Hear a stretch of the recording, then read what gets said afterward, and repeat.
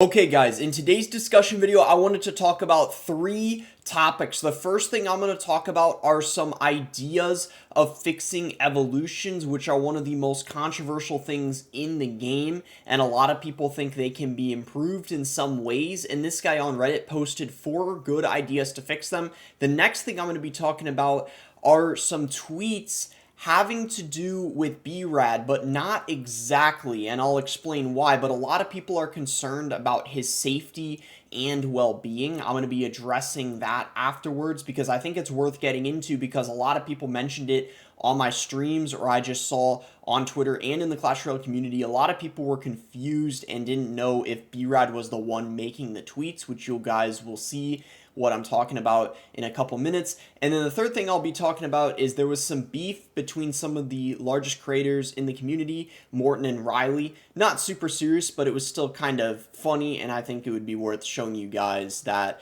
as well. But anyway, let's get into it. So idea 1 of improving evolutions is every evolution now has a limit on how many times it can be played, and you can choose when you want to play an evolution. You still need to cycle the card X amount of times to be able to play its evolution. So this indicates on the top how many times you can play the actual evolution. When you get to a card's evolution, it will be activated by default. You will be able to deactivate the evolution by clicking on the evolution gem on the top of the card. So this one is pretty interesting, and for each of these 4, you guys can leave in the comments which idea you think is the best if they actually implement it in the game as a way of making evolutions better. The second idea is we are completely reworking how every evolution works. Now evolutions aren't just stronger versions of a card, but variants that are not necessarily stronger. So what this means is the game won't be spam more evos to win, but instead create new strategies from new mechanics. It also means you are not obligated to play an evolution, since they are no longer just stronger versions of the card.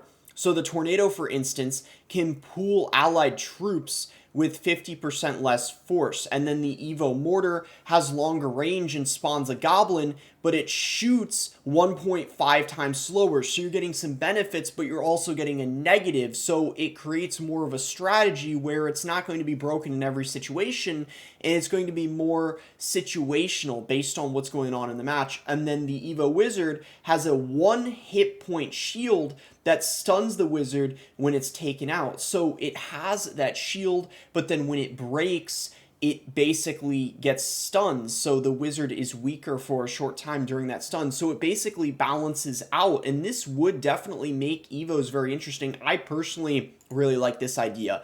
Idea 3 is we are changing how you are able to get to an evolution in battle. Now, to get a card's evolution, you have to meet some specific requirements. So for example, he spelled example wrong, but I guess it doesn't really matter. Successfully land 2 shots on an enemy tower to get the evolution on the next cycle. The requirement may be more difficult depending on how many cycles you need to get the evolution. This makes it possible to continue evolutions without actually...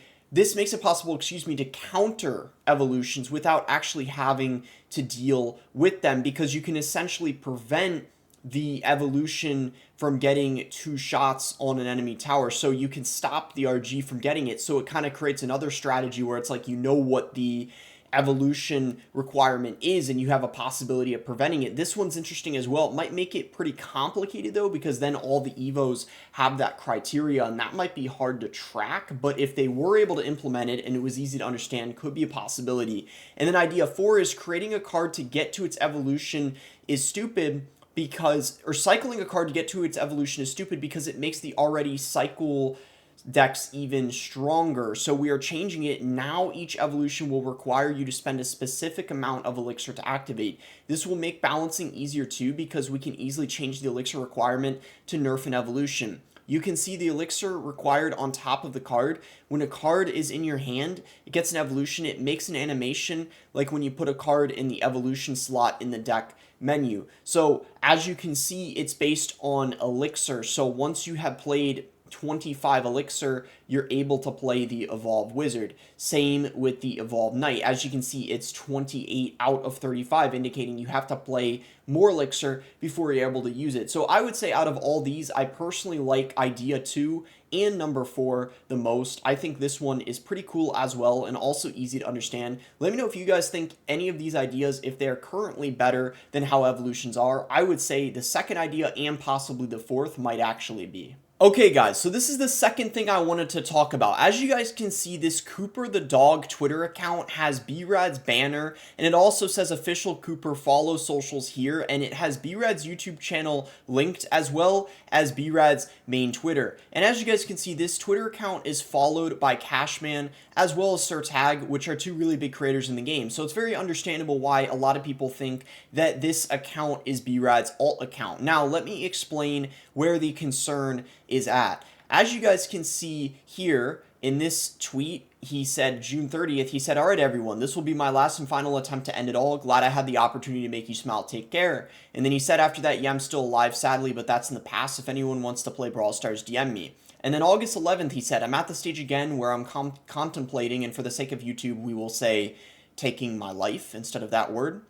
And as you guys can see here, on August 15th, a tweet came out, said, "Good morning, everyone. This is Cooper's father. Unfortunately, our son went down the path of taking his own life, and our family was questioning why. We were searching for any sign or note for closure. We opened his X account, and he was talking about taking his own life on there. This has taken a toll on our entire family. I thought I should let everyone know what happened since there will be no more posts on this account. Take care, everyone." Now, I want to make this very clear. This is not B-rad, and the reason I felt like talking about this in this video was, first of all, so many people were talking about this on my stream and asking what happened, and literally you can see in the comments people are assuming it's B-rad, and I'm telling you guys, I am 99.9% sure this is not B-rad. B-rad will have another video posted by the end of the month, I'm positive, or by next month at the latest.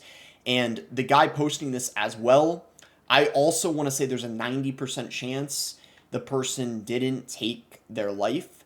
It's a very serious topic, but I'm very positive the person is likely still alive. I mean, you never know. It could be true, but a lot of people do this sometimes for attention or to troll. It could be a younger person running the account. But if it did end up being true, then it is, of course, incredibly devastating and something we should take seriously. But I felt like talking about this because I think that it's important for people to know B-rad's fine, because a lot of people were bringing it up. And the last thing I wanted to talk about, guys, this video is some beef or drama between Morton and Riley, some of the largest creators in the game. I thought it was pretty funny, not something that's super serious, but I still think you guys might find it funny as well. So Riley made a tweet here saying, "Point of view, Muhammad loses one tournament and isn't considered the best anymore. Recency bias is wild." And as you can see, he's referring to Morton's video, where Morton titled the video, "He is the new best Clash Royale player, better than Muhammad Light," and he's referring to Ta, who won the last monthly final, and Muhammad Light's considered to be by almost everyone the best player in the game, either him or Mugi. And Riley's really good friends with Mo, so he's trying to like stick up for him. And as you guys can see, the tweet has 697 likes.